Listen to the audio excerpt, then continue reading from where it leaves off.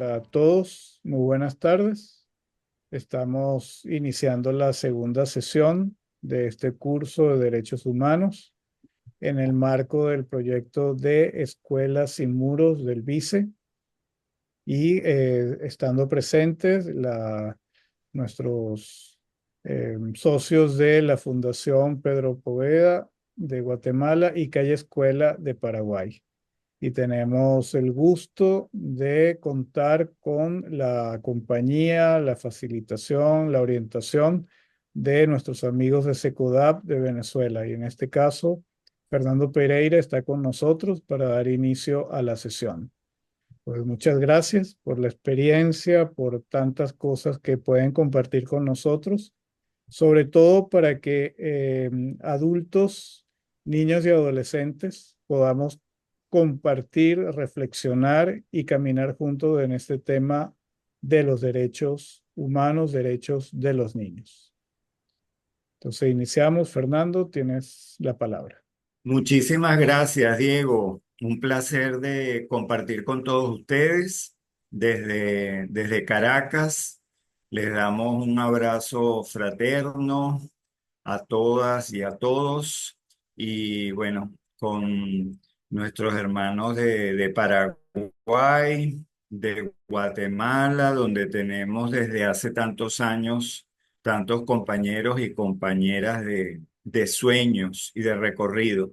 Y bueno, Carlos les decía anteriormente que me está acompañando Ana Caterina, que también va a intervenir y dando la cara por los jóvenes, ¿verdad? Porque ya tenemos una brecha generacional importante y entonces es bueno que en un tema sobre todo como este podamos equilibrar visiones, posiciones y prácticas, ¿no?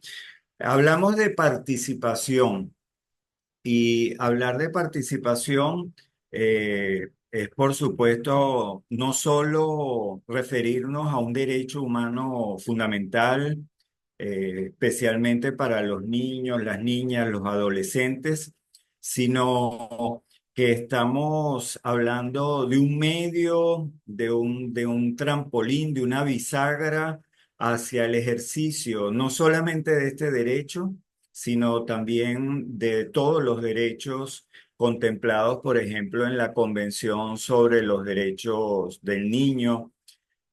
Hablar de la educación o hablar de la salud o de la recreación o cualquiera de los derechos a los que nos pueda venir a la mente, por supuesto, sin la participación.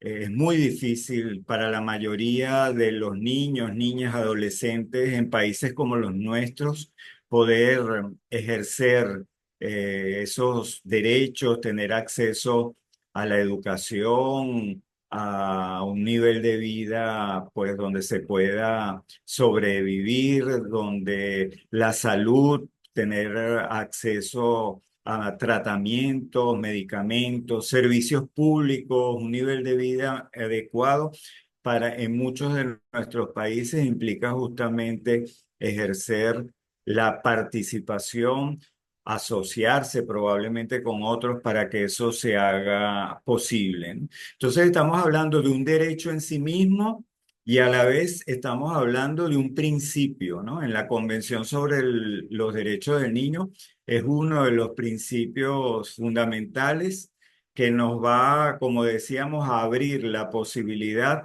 para el ejercicio pleno de todos esos derechos, pero a la vez hablar de participación está asociado, ¿no? Con una serie de derechos civiles que están contemplados en la convención, ¿no? Entonces es como un derecho que es como un racimo, ¿no?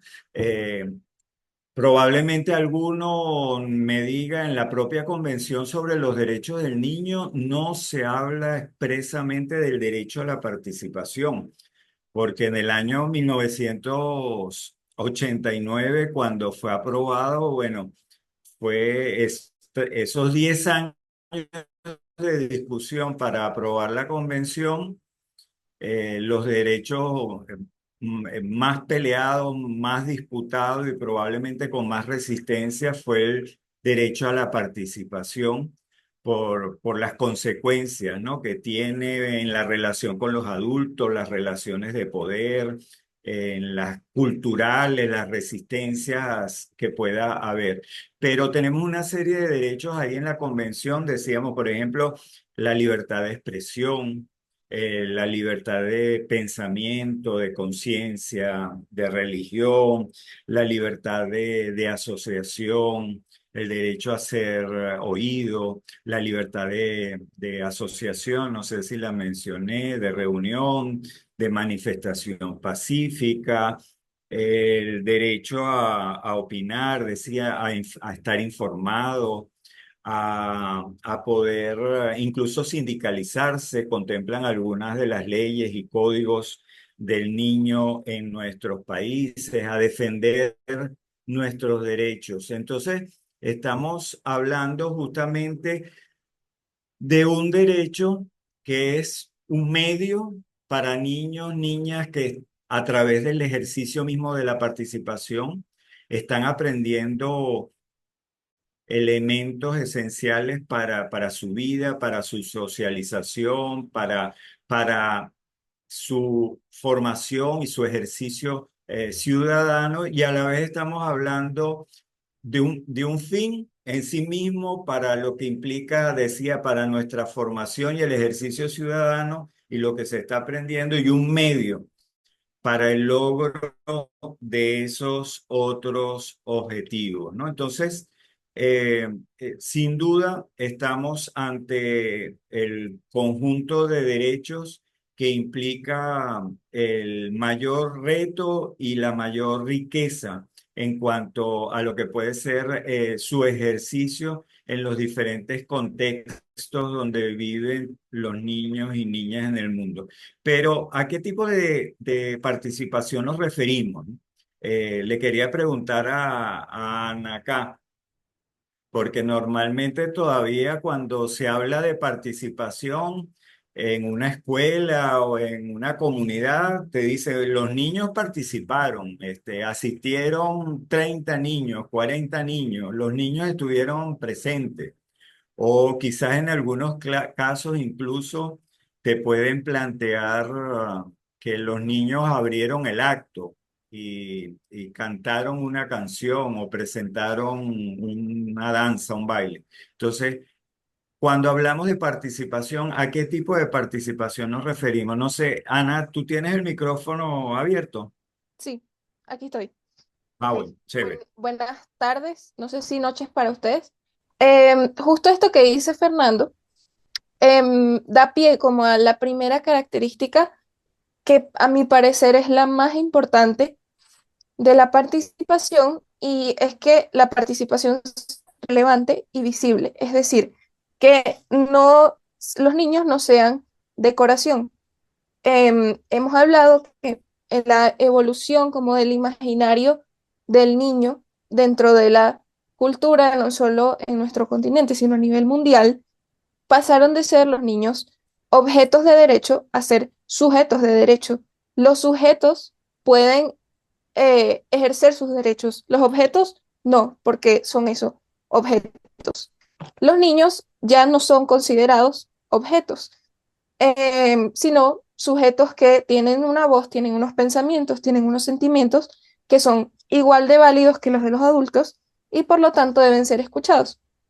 Por eso se habla de que la participación debe ser relevante y no decorativa, en el sentido de que, a ver, si en un evento ponen a dos niños a, no sé, cortar una cinta o nada más a que estén sentados sintiendo o escuchando, los niños realmente no participaron ahí, porque no se sabe cómo se sentían los niños, qué pensaban los niños, cuál era la opinión. No se les preguntó nada al respecto. Entonces, no es solo que los niños estén en un espacio, sino que también tengan un rol protagónico. También por eso es importante que la participación sea visible, especialmente ante actores y ámbitos sociales. En este caso, en algunos países la participación a nivel macro va orientada hacia la participación en ámbitos gubernamentales, o sea, frente al Parlamento, frente a ministerios o en conversación con gobernadores, alcaldes. En algunos de nuestros países esta es una situación que la verdad no es tan posible por las características que todos conocemos y por eso también se menciona los ámbitos sociales, que no sea solamente en el marco del gobierno, sino también dentro de la misma sociedad civil, que los niños tengan un rol activo.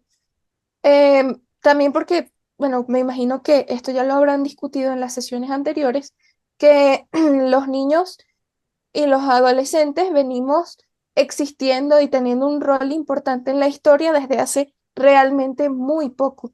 Y por eso, aún en el ámbito de la sociedad civil, se sigue tomando muy poco en cuenta la opinión y los pensamientos de niños y adolescentes, a pesar de que la mayoría de los temas también nos conciernen. Por eso es importante también que sea visible, que sea relevante, que sea voluntario, que sea consentido, que nadie los force o los obligue a participar en algo en contra de su voluntad o también a decir algo que no quieren. Porque, ok, puede participar un niño, pero si ese niño yo le escribo un discurso y se lo doy, y mira, toma, lo lees y ya, y esto es lo que vas a decir y punto, y no puedes decir más nada, eso no es participación, porque no, el niño no consintió a eso, no, él no tuvo ni voz ni voto en este proceso. También es importante por esto mismo que sea transparente y que sea informado, que se conozca los mecanismos para tomar decisiones, porque bueno, es una frase que siempre usamos mucho, es que no se puede defender aquello que no se conoce. Entonces, si yo no sé de qué forma puedo expresar mi voz, mi opinión, no sé, si ni siquiera sé que mi voz tiene un peso, es imposible que yo la use para decir aquello que no solo me afecta a mí, sino también a mi comunidad, a mi entorno, a mi ciudad, a mi país. Algo también muy importante es que la participación sea inclusiva, que valore la diversidad y la no discriminación. En este caso, algo muy importante es que, bueno, todos somos completamente diferentes porque tenemos un bagaje cultural encima completamente diferente, así estemos en la misma ciudad, en el mismo país, puede que tengamos experiencias completamente diferentes, pero todos tenemos el derecho a ejercer los mismos derechos. Y por eso mismo, la participación debe valorar y enriquecerse de estas diferencias entre todos. Algo que me parece muy importante tocar en este punto es que un reto que yo he visto en participación a nivel regional e internacional, en nuestro caso como latinoamericanos, concretamente, es la barrera del idioma, porque hay muchos eventos donde nos dicen, ok, pueden participar, tienen interpretación, y a veces la interpretación no es de calidad, o a veces proveen una traducción que no va acorde a lo que estamos diciendo, y entonces se pierde el mensaje de lo que estamos diciendo. ¿Por qué lo menciono? Porque parte de valorar la diversidad es entender que nosotros también tenemos derecho a expresarnos en el idioma que nosotros nos sentimos más cómodos. Y no se trata solamente de que interpreten a grosso modo lo que vamos a decir, sino que realmente llegue ese mensaje que nosotros estamos diciendo.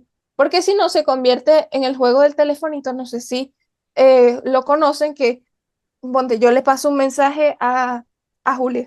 Julia le pasa el mensaje a Diego. Diego le pasa el mensaje a Fernando. Fernando se lo pasa a Esmeralda y así hasta que llegue, no sé, a Blanca. Entonces, cuando llega el mensaje a Blanca y Blanca repite el mensaje, es completamente diferente de lo que yo dije. Eso puede pasar. Y es importante que nuestra voz sea escuchada, no solamente por lo que decimos, sino que realmente se transmita ese mensaje que queremos decir. Justamente hoy estaba participando bueno, en una actividad también sobre este tema con Gloriana, que está aquí por alguna parte. No la veo, pero sé que se unió a la reunión. Ella es la coordinadora del Servicio de Atención Jurídica de SECODAP Por y aquí estoy, Ana acá. ahí está saludando. Y justamente hoy estábamos hablando de este tema, ¿no? Que no solo es importante participar, sino que también necesitamos herramientas de comunicación para esta participación. Obviamente, nadie nace aprendido. No es que todos despertamos un día y decimos, no, yo soy elocuente, soy asertivo, puedo expresar mi mensaje de manera clara, concisa, directa. Eso no sucede así.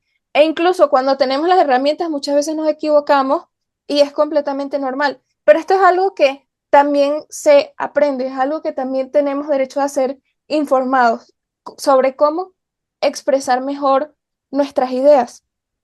Algo bastante importante también a mencionar es que la participación ocurra en espacios seguros, que haya una muy baja cantidad de riesgos. Por esto, muchas veces en estos eventos internacionales o nacionales o regionales, siempre contamos con la presencia de adultos que nos puedan apoyar en temas de salvaguarda para asegurar también que nosotros nos sintamos seguros en el espacio donde estamos participando.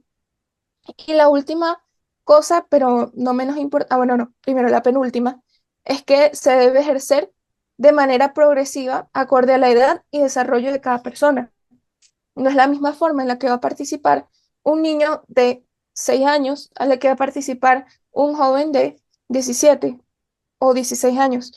Em, También que la participación no es solo dar un discurso muy elocuente y elaborado en un estrado, sino que la participación puede ser: hice un dibujo sobre mi situación, canté una canción que refleja cómo me siento, lo que yo vivo. Entonces, por eso mismo debe ser acorde a la edad y el desarrollo de cada niño. Y bueno, lo último, ahora sí, pero no menos importante, es que en la participación ocurra un intercambio de experiencias, porque a veces no solo nos enriquecemos del hecho de nosotros aportar sobre lo que vivimos, sino también de escuchar aquello que viven otras personas diferentes a nosotros, sea en nuestro mismo país o no, sea en nuestra misma ciudad. A mí me ha pasado que puedo estar con alguien en el mismo colegio, en el mismo año, y tenemos una experiencia completamente diferente. Entonces, por eso, algo muy bello y muy fructífero de la participación, este intercambio de experiencias y de ideas, porque a veces lo que yo voy a decir contrasta completamente con lo que el otro va a decir, pero eso también ayuda a la retroalimentación y es algo que es bastante rico, de verdad. Es un proceso del que uno se nutre bastante como defensor y que, bueno, realmente yo creo que es algo que me ha ayudado bastante a mí, no solo el poder tener la oportunidad de decir aquello que siento, que pienso, que me pasa, sino de escuchar aquello que vive el otro. Por ejemplo, recuerdo que en un evento hace tiempo conocí a una chica de Zambia, em, y sus experiencias de la niñez y de la adolescencia eran experiencias completamente diferentes a las que yo había vivido. Estamos en continentes diferentes, con un contexto distinto. Había muchas similitudes también, pero había muchas cosas que yo nunca me hubiese imaginado que estaban viviendo los niños en Zambia si no hubiese hablado con ella. Entonces, es parte de este proceso de dar y recibir, de escuchar y de hablar. Yo creo que esto, como a grosso modo, eh, las cosas que pueden caracterizar la participación para nosotros como niños y adolescentes. Gracias, Ana. Anacá, por esa paneo, la participación en la que creemos, de la que hablamos. Pues no tenemos duda de que es un derecho humano fundamental, consagrado en la Convención, consagrado seguro en nuestros códigos, leyes nacionales, estatutos, pero con los años de experiencia calle escuela que conocemos pues hace tantos años, la Fundación Pedro Poveda los hermanos de La Salle, que tienen pues tantos años y años de promoviendo experiencias, grupos de participación. Eh, por supuesto que el rol del adulto y parte del grupo de los que estamos hoy aquí conversando o intergeneracionalmente conversando, pues el rol del adulto va a ser fundamental y es fundamental para que se puedan impulsar procesos de participación de acuerdo a lo que Ana ha planteado o que al contrario, como en muchos casos, se torpedeen, se entorpezcan, se diga que eso no es posible, ¿verdad? Que los niños, los adolescentes no pueden hacer ese tipo de cosas. Entonces, eh, no sé si de repente alguno de los adultos que nos está acompañando y después le vamos a dar a los chicos la posibilidad. eh, ¿Qué características tiene ese adulto, de acuerdo a la experiencia que tienen ustedes? ¿Alguien se anima? Nosotros hablamos de un adulto acompañante, ¿no? Sentir que acompañamos esos procesos, ¿verdad? Y que no, ya desde la misma denominación, no es que el grupo es de fulano o el grupo del director, entonces tipo escuela. Entonces, ¿cómo ese paradigma que vamos cambiando? No sé si alguien se anima, Julia está asintiendo con la cabeza, no sé si quiere decir algo. No, Fernando, es justamente el rol de del adulto es demasiado importante en el proceso de participación. Ese rol de escucha, el adulto no ¿Mm? debe imponer lo que desea hacer, lo que quiere hacer, sino es un proceso que debe salir del grupo y el adulto lo que hace es acompañar. Y yo, a medida que se habla de participación hoy en estos contextos tan difíciles que estamos viviendo en nuestros países, es como que la participación de los niños, niñas y adolescentes tiene como un retroceso, porque hoy Ujú. hablamos de organizaciones que promovemos la participación, pero aquel adulto, aquellas instituciones o referentes que no manejan el tema de participación generalmente plantean que el adulto, que el niño no participa, sino que el adulto es el que le mete cosas en la cabeza, para que diga o para que haga, ¿verdad? Entonces, Ujú. para nosotros también nuestro cotidiano en todas las actividades, ya sea del apoyo, los trabajos grupales, es el tema de la participación. La participación desde cómo vas a desarrollar la clase con la profe, desde cómo los chicos de primera infancia, que están en la sala de primera infancia, plantean, quieren, cómo van a hacer. Y es un cambio de paradigma, es un cambio estructural muchas veces para que podamos generar esos procesos de participación real. Y es el acompañamiento sin imponer lo que nosotros queremos, sino acordar cosas y la escucha, principalmente la escucha, contar con un espacio y poder escuchar, tener la capacidad de escucha constante. Completamente de acuerdo, Julián. Imposible decirlo mejor y más preciso. Julia lo expresaba perfectamente, ¿no? Y estamos hablando de ese acompañante, estamos hablando de alguien que cree en la participación. Es ese adulto, normalmente me imagino que ustedes, los adultos que están aquí, las que nos están acompañando y los que nos están acompañando son incluso nuestras organizaciones, probablemente los que tienen más sintonía, más conexión con los chicos, con las chicas. Entonces estamos hablando no de un tema que puede ser algo teórico, retórico, ¿verdad? O que estatutariamente alguien te nombra para un cargo, sino que estamos hablando de que ese acompañamiento es algo donde es dinámico y donde hay empatía. Blanca creo que quieres participar y Sí, Cristian. yo creo que también algo fundamental es que el adulto que acompaña a niños, niñas, adolescentes y jóvenes cree en cada uno de ellos, en sus posibilidades, en sus Ujú. potencialidades y en aquello que son y pueden aportar, ¿verdad? Entonces, el creer, el confiar, el no creer que la última palabra la tenemos las adultas, sino esa capacidad de escucha en la que ellos y ellas también nos pueden dar su propio punto de vista y también sus modos, ¿verdad? En la que quieren que las cosas puedan llegar a ellos de mejor manera. Pero también yo veía que es alguien que anima y que impulsa. O sea, no alguien que, no sé, que impulsa y anima que los sueños de estos niños y niñas poco a poco, pues en los procesos se vayan haciendo realidad. Entonces, Mm. esos tres aspectos a mí me parecían importantes también. Interesante, importante. También ese rol que no es un rol neutro, ¿no? Sino que es ese adulto que está allí acompañando, que no usurpa, que no impone, pero que a la vez estimula, ¿no? Anima, cree, como tú bien señalabas en esos chicos y chicas que están allí. Cristian, te escuchamos. Buenas tardes a todas y todos. Pues yo, eh, digamos, creo en la participación de la niñez y de la juventud y pues me considero acompañante dentro de los procesos, ¿verdad? Porque motivo esa participación.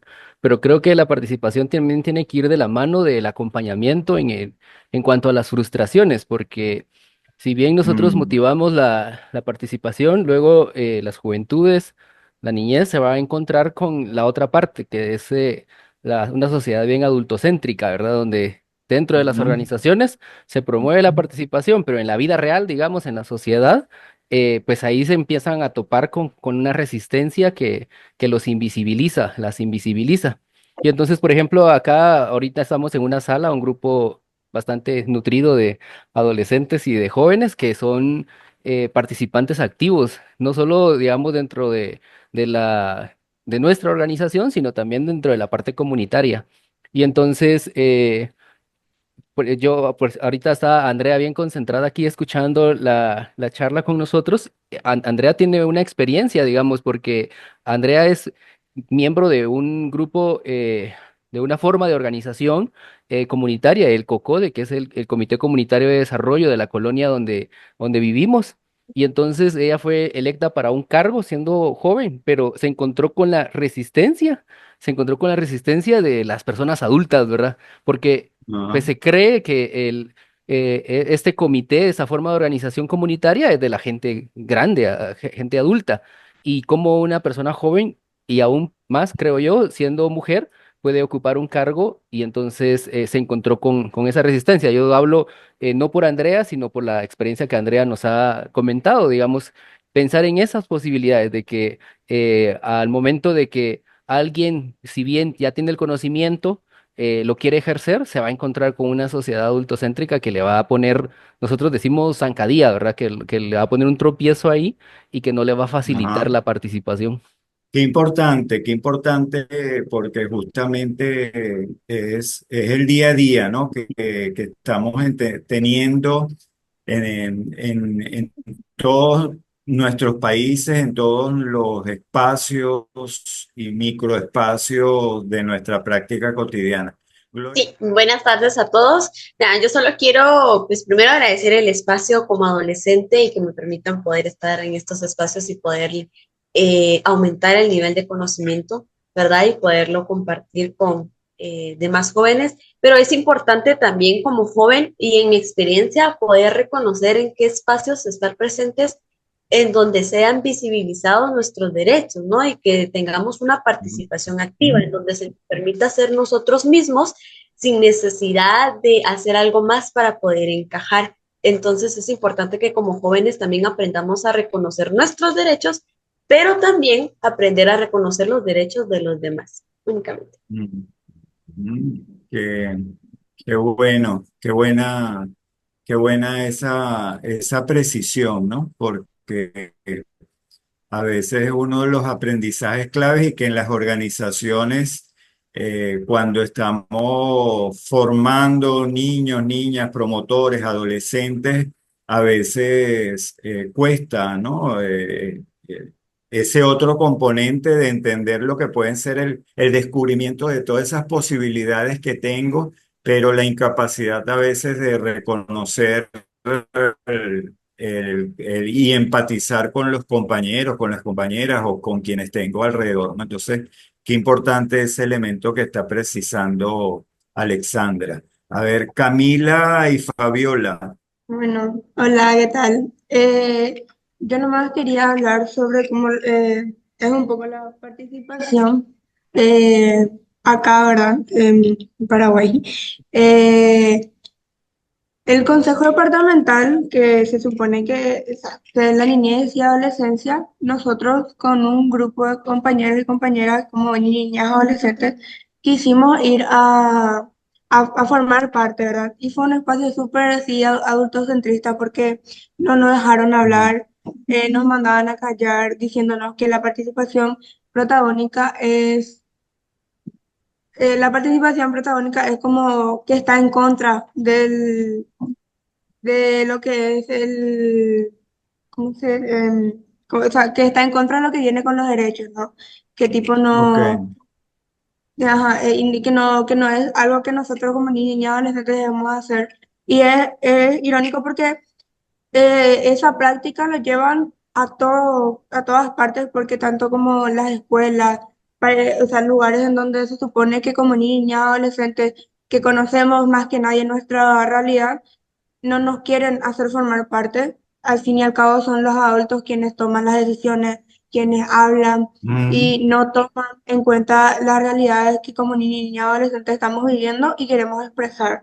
Entonces, sí la participación protagónica, si bien es un derecho súper importante y es un derecho que debería de alcanzar para todos y todas, no alcanza porque la sociedad en sí, el adultocentrismo es muy grande, muy elevado y eso se abarca a varios lugares. En el colegio, como decía la compañera hace rato, es súper difícil poder participar porque al fin y al cabo después te dicen lo que vos tenés que hacer, lo que vos tenés que decir. mm, No es una participación propia, es una participación que te están diciendo ya cómo hacer. O sea, es como te voy a dar un espacio, pero vos vas a hacer y vas a decir esto.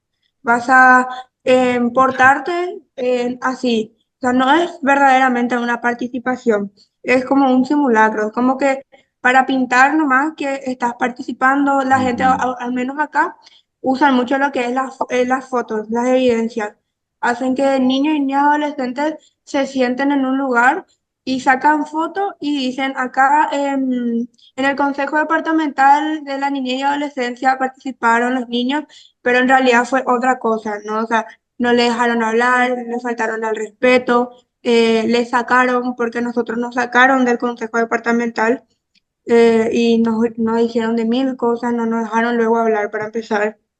Entonces, eso, era un poquito hablar, o sea, decir sobre lo que es un poco la realidad, ¿verdad? Que espacios donde se supone que deberían de promover la participación de los niños y niñas adolescentes no son verdaderamente un espacio participativo para nosotros y nosotras Sí, por el adultocentrismo que se vive hoy en día y lo normalizado que está eso.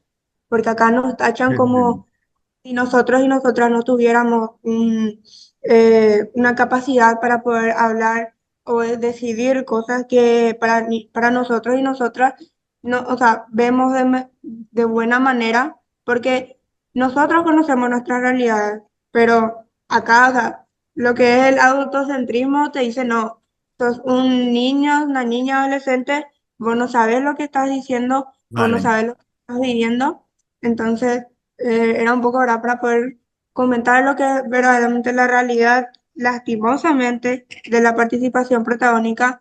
Lastimosamente. Si bien hay muchos espacios donde sí hay una participación segura y una participación donde nos respetan, normalmente son opacados, ¿verdad? Por esos espacios donde dominan lo que es el adultocentrismo. Pero, Ya está. clarísimo, más claro imposible.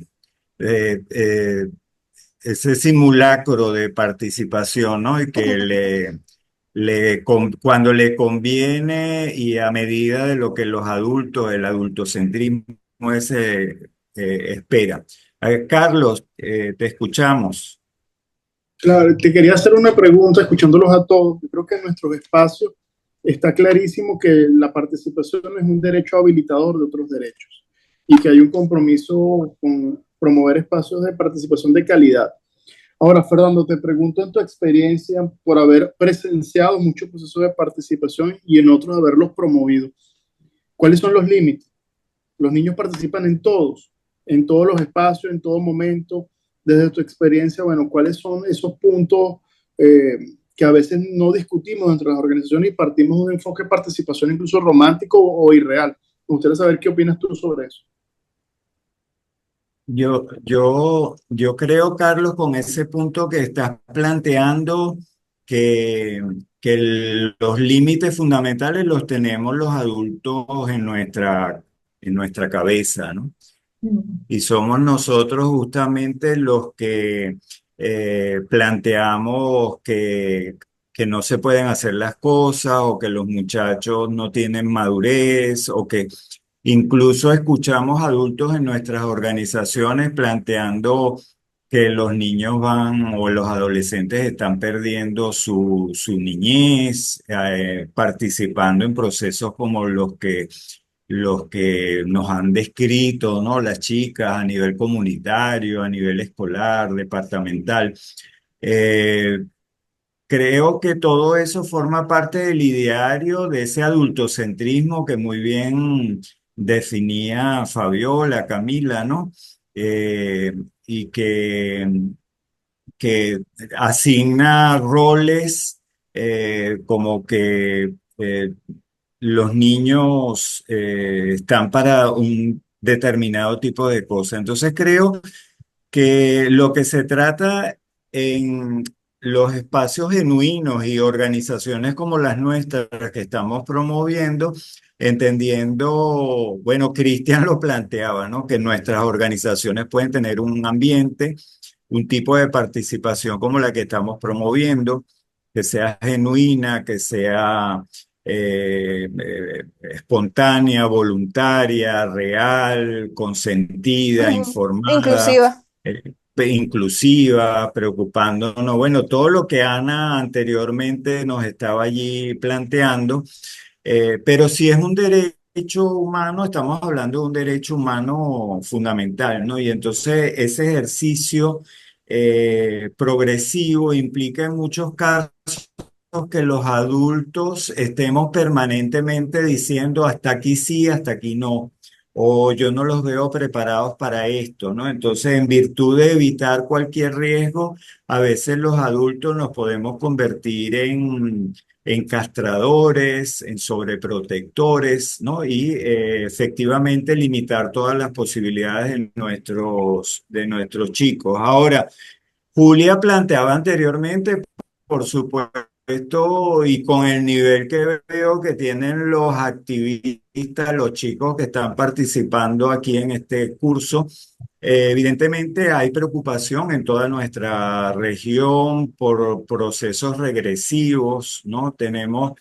Eh, Dedicamos muchos años a difundir estos derechos, a que se conocieran, a que se aprobaran leyes, a que se hicieran procesos de movilización, de participación, pero una vez que los chicos están empoderados y empiezan a querer ocupar los espacios, pues obtienen respuestas de represión, de negación. Ujú. Por ejemplo, en nuestro país, nosotros tenemos en estos momentos cerca de 60 adolescentes menores de 18 años presos por ejercer el derecho a la participación, en la mayoría de los casos de forma pacífica. Entonces nosotros les hemos enseñado, por ejemplo, tenemos décadas promoviendo la participación, que puedan expresar, manifestar pacíficamente, reunirse, asociarse, defender sus ideas, tener sus propios criterios, libertad de pensamiento, y resulta ser que en estos tiempos hacer eso resulta peligroso para los chicos. Tenemos juicios por terrorismo, acusaciones muy graves que se Incitación al están odio también. haciendo de incitación al odio. Bueno, que nuestra legislación tiene unos castigos muy severos y esos chicos ya llevan varios meses en privados de libertad. Se logró la libertad de otro tanto. Carlos me puede, está tiene las cantidades más precisas, pero hay chicos que están libres con régimen de presentación, pero no todos ellos están absueltos, se le están siguiendo algunos juicios no privados de libertad y 60 están privados de libertad. Entonces, probablemente si nosotros hoy pudiéramos hablar con esos chicos y nos vieran a la cara, pues muchos de ellos nos dirían que están haciendo lo que por años les dijimos que tenían derecho a hacer, ¿no? Y hoy no tenemos forma de cómo no decirles que están siendo víctimas de una injusticia, ¿no? Porque están justamente haciendo están ejerciendo los derechos que tienen consagrados, que son suyos y que no le están mendigando a nadie, ¿no? Entonces sabemos que en nuestros países son diferentes las experiencias, pero que también sabemos que en algunos lugares por los estudiantes, por la defensa de la educación pública o por la defensa de diferentes, de niños trabajadores, de diferentes colectivos que son y que han sido víctimas de represión, de agresión y de violación a los derechos. Entonces, no podemos decir que hoy en día en nuestra región el ejercicio de este derecho no esté exento de riesgos ni de experiencias frustrantes como las que nos han descrito ya las compañeras que han conversado y que les ha tocado ser víctimas de ese adultocentrismo y del autoritarismo del que nos han mencionado. Que precisamente por esto, cuando hablamos de una participación en espacios seguros, hablamos que por las características de nuestra región, que son muy diferentes a las características de otras regiones, nuestra participación a veces se puede ver un poco diferente. Yo recuerdo que hace tiempo conocí un defensor de derechos humanos que es contemporáneo conmigo. Yo tengo 18 años, él tiene 16, si no me equivoco, y llevábamos casi el mismo tiempo en espacios de participación en nuestros países, en espacios regionales, internacionales. Él es de Croacia.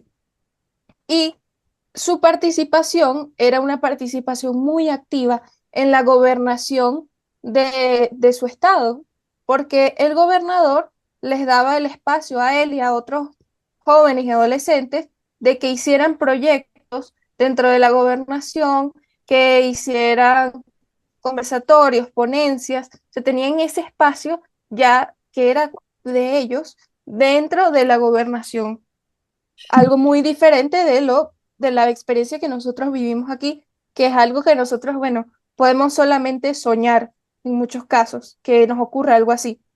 ¿A qué voy con esto? Que nuestra participación no es menos válida por el hecho de que sea diferente. Por ejemplo, hace tiempo yo participé en un proceso de consulta con la relatora respecto a, creo que niños defensores de los derechos humanos, no me acuerdo muy bien. Pero recuerdo que ella nos mandó a todos publicó una serie de preguntas y las teníamos que contestar en base a nuestra experiencia, la experiencia de nuestro país, nuestra región. Yo cuando la contesté, em, había cosas muy comprometedoras que dije sobre la realidad que vivimos los niños defensores en Venezuela. Y esa participación primero fue escrita en un documento, segundo fue completamente anónima.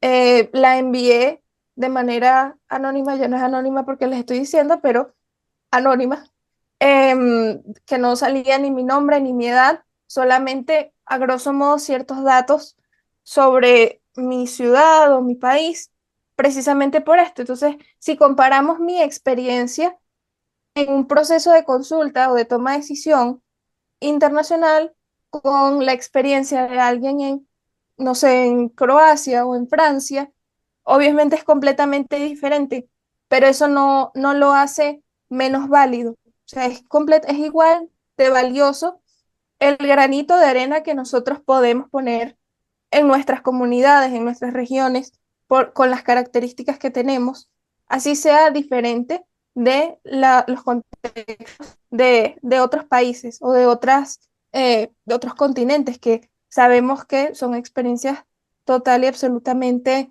diferentes. Por eso se habla tanto del tema seguridad, salvaguarda, que nuestra vida no esté en riesgo tampoco por el hecho de participar, de expresar nuestros pensamientos. Gracias, Ana.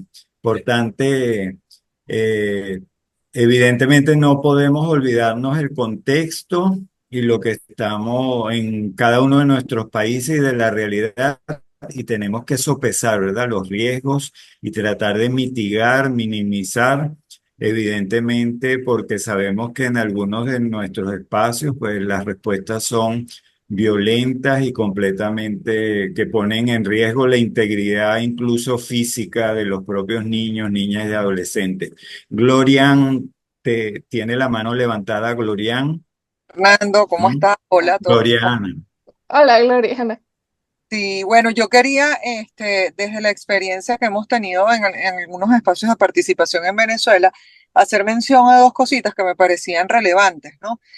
La primera que tiene que ver con inclusive los presupuestos y los recursos que destina no solo el Estado, sino la misma comunidad y la sociedad a la participación de los niños, niñas, adolescentes, como en este caso limitamos mucho los recursos y cuando los damos es para actividades generalmente recreativas, ¿no? No tanto participativas. Y lo que implicaba también en la asignación de esos recursos, ¿no? Y cómo la convención y las leyes de cada país hablan de este tema, ¿no? Y lo otro eran los resultados de la participación, porque en mi experiencia en Venezuela fue bastante interesante un proyecto que se llamaba Gobierno Juvenil, donde se escogían los mismos estudiantes de todo un municipio a un gobierno juvenil, es decir, a un alcalde o alcaldesa juvenil, a sus concejales, y bueno, cómo el Ejecutivo Municipal apoyó esa iniciativa, ¿no? Y todo iba muy bien hasta que empezó a haber resultados y se trató de que las decisiones de esa participación fuesen vinculantes, ¿no? Entonces, no solo el participar, sino, Fernando, en tu experiencia, las resultas de esa participación y cómo son tomadas inclusive por los decisores, ¿no? Muchas veces teniéndole, yo diría, hasta miedo a la participación de nuestros jóvenes, ¿no? Porque Claro. además es muy rica y a veces dicen cosas muy importantes y que duelen en algunos espacios específicamente. Entonces, ¿cómo ver tu experiencia en ese sentido? Gracias, buenas tardes, compañeros. Claro. Gracias, Gloriana. Bueno, tenemos unos minutos de la parte que nos corresponde y dentro de ese adultocentrismo del que hablaban, estamos hablando de un tema de poder, ¿no? De control. Los adultos normalmente le tenemos miedo a lo que pueden plantear los chicos, la chica, el director de la escuela, el maestro, la mamá, el alcalde, el concejal. Normalmente tienen desconfianza porque es un tema de poder, ¿no? De imponer mi visión, lo que yo quiero hacer, lo que yo quiero proponer y ver con desconfianza lo que pueden proponer esos otros ciudadanos que son esos chicos, ¿no? Que están allí. Ahora, quiero preguntarle a los chicos que nos están escuchando, los adolescentes, los jóvenes, sabiendo que ese adultocentrismo no va a ceder ni va a entregar así voluntariamente. Ya lo hemos visto durante estos años que más bien los adultos nos atrincheramos. ¿Ustedes se rinden ¿O ustedes van a seguir insistiendo? ¿O qué estrategias consideran que pueden utilizar para seguir conquistando espacios o para poder seguir dando pasos? ¿Cuáles son los retos que ustedes ven? Sí, desde mi experiencia, creo que ahí es donde debemos de demostrar el empoderamiento que tenemos como adolescentes, ¿no? Y las ganas de querer cambiar algo que, como decían las compañeras, ya es como una costumbre, ¿no? Ya está como, bueno, normalizado. Entonces, creo que es una lucha constante que debemos tener, el no rendirnos y es sobre todo demostrar las capacidades en cualquier espacio donde podamos participar delante de las personas adultas, ¿verdad? Demostrar nuestras capacidades, nuestro empoderamiento, el que vean que respetamos nuestros derechos, pero también los de ellos. Entonces, hacer como ese pequeño cambio, ¿no? Esa pequeña diferencia que como jóvenes podemos ir demostrando poco a poco. Claro que no se va a lograr de la noche a la mañana, pero eso no quiere decir que desde nuestro entorno no podamos empezar. Entonces, el poder tener esa claridad de querer cambiar esos pequeños aspectos que nos ha impuesto también la sociedad, ¿verdad? Entonces creo que debe de ser una lucha y también un poco de esfuerzo propio, ¿verdad? El no seguir normalizándolo, sino querer cambiarlo. Entonces, el demostrar nuestras capacidades y sobre todo nuestros derechos, ¿verdad? En pequeños espacios. Qué bueno. Esa participación protagónica de la que nos hablaban Camila, Fabiola, y que también es responsable, ¿no? Responsable, coherente, que no es que exigimos una cosa y hacemos otra, o que queremos que nos respeten, pero nosotros irrespetamos, sino que es ese compromiso de ser activistas, coherentes y responsables, mostrándole a los adultos que lo que estamos diciendo y proponiendo tiene una razón de ser y que nosotros somos espejo de ello. A ver, Camila, Fabiola, Junior. Bueno, continuando nomás un poco con lo que decía la compañera, como ya decía, ahora que es el poder hacer una lucha constante para que por fin podamos tener ese espacio seguro y protegido en donde todos y todas podamos ser escuchados con el mismo respeto, con la misma importancia. También una de las cosas que quería agregar es el poder, el trabajo, o sea, la participación colectiva. Es, como decía por la compañera, es cambiar no solamente nosotros, sino que también a los compañeros y compañeras, no solo cambiar, sino que hacer que esa participación no sea solamente de una persona o que vaya solamente una persona para poder hacer el cambio, sino que sea colectivo, o sea, que más niños y niñas adolescentes se sumen a exigir eso que es verdad nuestra única, que más niños y niñas adolescentes eh, puedan luchar por tener ese derecho cumplido, por tener un espacio en donde puedan hablar, expresarse, dar sus opiniones, ¿verdad? De manera colectiva. O sea, lo que nosotros decimos es que la participación protagónica nunca va a ser participación protagónica si no tenés a un compañero o compañera con el cual luchar también. Porque vos luchás, o sea, vos querés una participación protagónica para hacer el cambio en el mundo, ¿verdad? Que el mundo sea un lugar donde todos y todas podamos estar bien, tranquilos, tener una vida digna. Ujú. Y eso también conlleva a que todos y todas podamos hablar, todos y todas podamos tener nuestros puntos de vista, expresarlos. Entonces, el poder fomentar esa participación colectiva, creo que sería súper bueno Ujú. empezar un poco desde ahí Bueno, y eso. Creo que por qué esto, bueno, bueno, algo que siempre qué bueno. mencionamos es que el defensor nunca va solo y que es muy importante el trabajo en red. Por eso esto que estamos haciendo es muy importante porque es un espacio de diferentes países que así, bueno, estemos en el mismo país o estemos en la misma organización, tenemos experiencias muy diferentes, Y eso es lo que nos nutre tanto y lo que hace también que sea más poderoso nuestro trabajo, porque no es lo mismo que un niño, no sé, haga una propuesta para hacer un cambio a que 20, 25, 100, 1000 niños apoyen la misma propuesta. No es que hay que reunir a todos los niños del país y decir, ok, niños, apóyenme en esto que voy a hacer, porque también es bastante idealista. Obviamente nos encantaría, pero sabemos que no siempre ocurre así. Pero aunque sea con que los otros defensores, aliarse con otros defensores para trabajar en conjunto, es una experiencia muy fructífera. Por eso el defensor nunca, nunca va solo. Qué bueno. Andrea, te escuchamos. Pues yo creo que lo hablaban el que no van solos, pero también es importante el pensar cuando nosotros mismos como jóvenes nos ponemos el pie, como se dice vulgarmente, o sea, ante nosotros Ujú, mismos a veces no nos gusta que otro avance porque si no soy yo, que no sea nadie más, o sea, el egoísmo y aparte Mm, de vivir con el adultocentrismo, vivimos con un egoísmo de nosotros mismos hacia las demás personas. Hay jóvenes que tienen sus ideales supuestamente marcados y de repente porque les conviene se venden. Entonces, creo que ahí entraría en una doble moral o en una doble ética, que también es preocupante y es importante el verlo. También el analizar cómo como jóvenes nos hemos sentido marginados por nosotros mismos como jóvenes.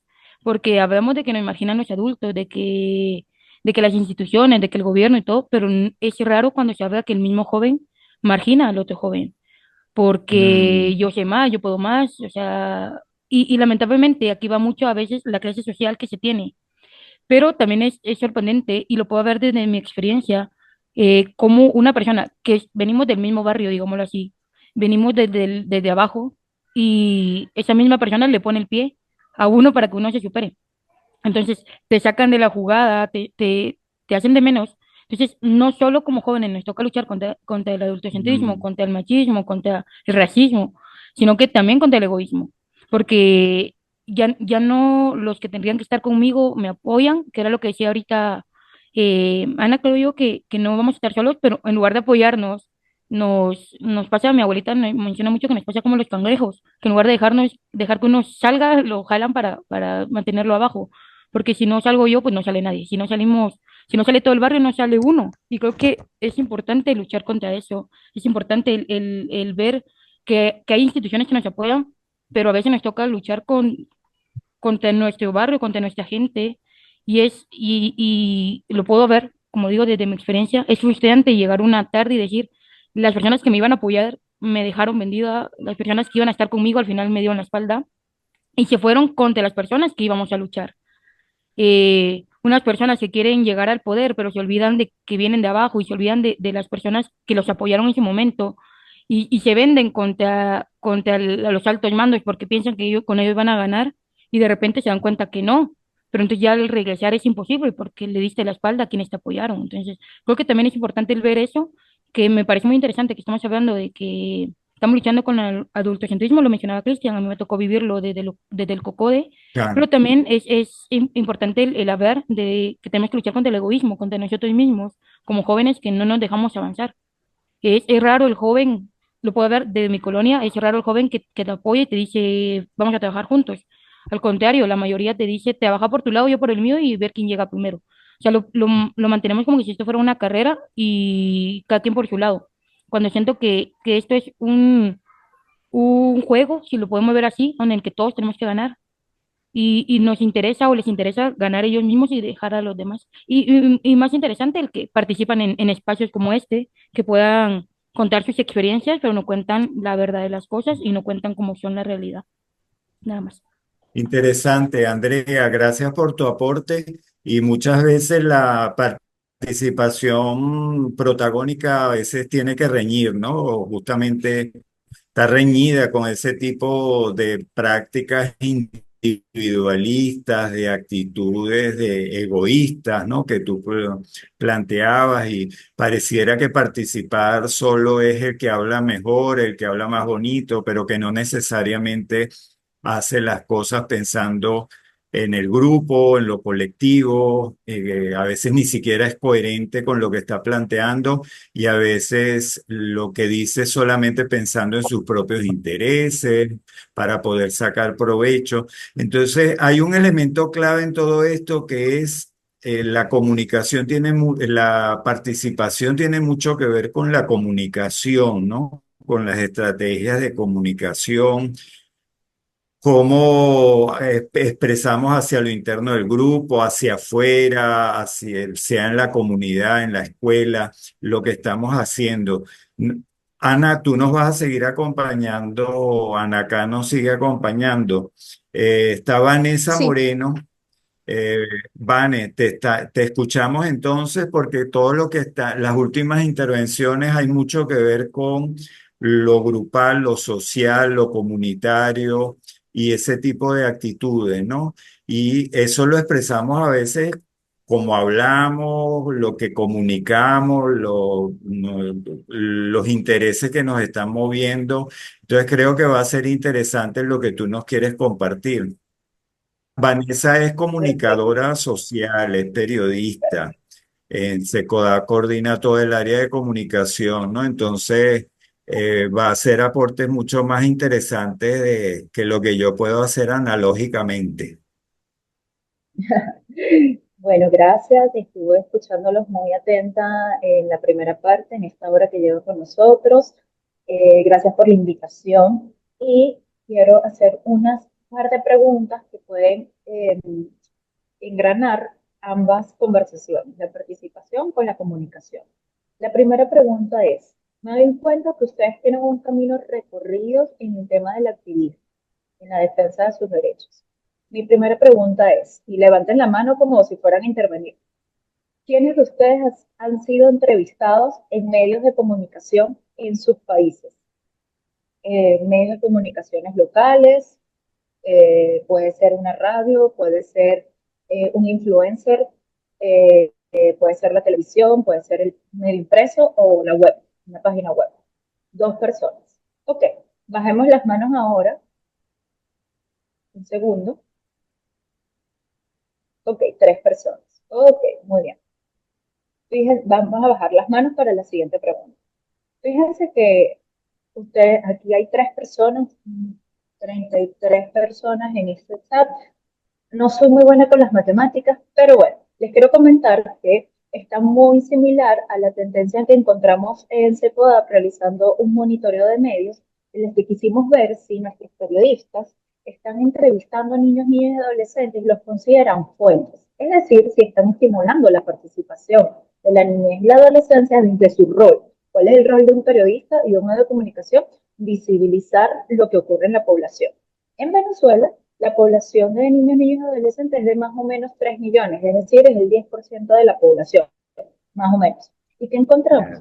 Que apenas el 1% de las notas que están relacionadas con problemas que afectan a la niñez y a la adolescencia tenían la voz de los niños, niñas y adolescentes. Hay una cosa súper clave, o una de las cosas que me gusta destacar, y es que se supone que el acoso escolar afecta a los niños, niñas y adolescentes. Es como acoso escolar, educación, niños. No hay ninguna nota en la que hayan tomado la voz de la niñez y la adolescencia para reflejar y hacer su reportaje. Entonces, lo que ustedes están viviendo cuando hablan del adultocentrismo, sí, es una cosa que está ocurriendo y que ustedes van a ser, si no los pioneros, van a seguir abriendo camino para que la voz de la niñez y la adolescencia sea tomada en espacios de participación. Ahora, siguiente pregunta.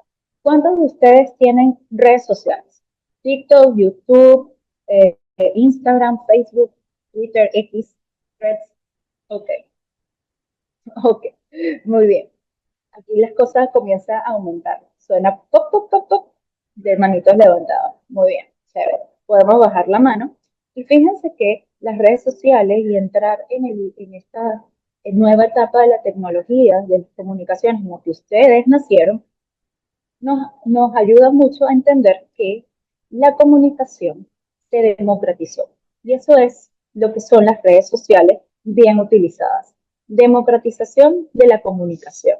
Ya no es un periodista que ha pasado 10 años de estudio, o un comunicador social, o el economista con estudios en petróleo, o el químico, el que tiene la oportunidad de hablar. Ahora todos tenemos la oportunidad de hablar. Las redes sociales son entonces un espacio, una plataforma para que ustedes ejerzan esa participación protagónica. Y de eso les quiero conversar un poquito el día de hoy.